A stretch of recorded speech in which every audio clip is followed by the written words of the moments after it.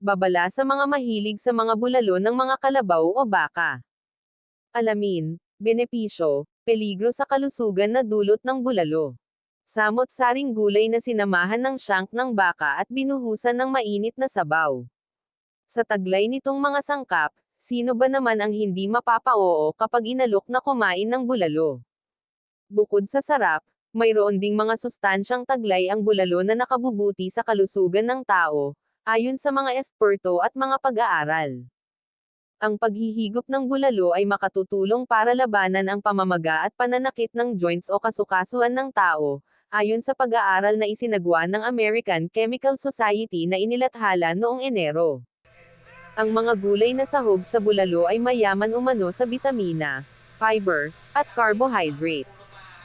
Yung bulalo kasi consists of different types of gulay, such as leafy vegetables. Mayroon din siyang string beans, so mayroon siyang protein, sabi ng nutritionist dietitian na si Angela Rosario Garganta. Bukod doon sa gulay, ini-insertan din natin siya, yung iba saba, corns for carbohydrates as well, dagdag niya. Isa sa mga paborito sa bulalo ay ang nakatatakam na utak o bone marrow na nasa loob ng buto. Pero ipinayo ni Garganta na hinay-hinay lang sa pagkain ng bone marrow dahil mataas ang taglay nitong cholesterol, na pwede umanong magdulot ng peligro sa kalusugan gaya ng mga sakit sa puso.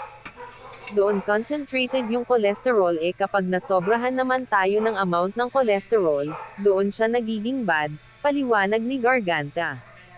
Ilan sa mga kondisyong maaaring idulot ng sobrang cholesterol ay hypertension, ani Garganta. Ipinayo rin ang pagkain ng bulalo ng 1 beses kada buwan. Hindi naman sa ipagbabawal ang pagkain ng bulalo.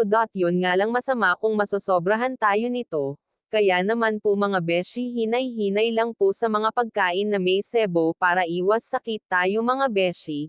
Ngayon alam na po natin kung gaano tayo dapat mag-ingat para sa atin kalusugan. Naway naibigan po ninyo muli, wag po kalimutan pakibahagi sa mga kaibigan, kakilala at mga kamag-anak, para mas marami pa po makaalam nito.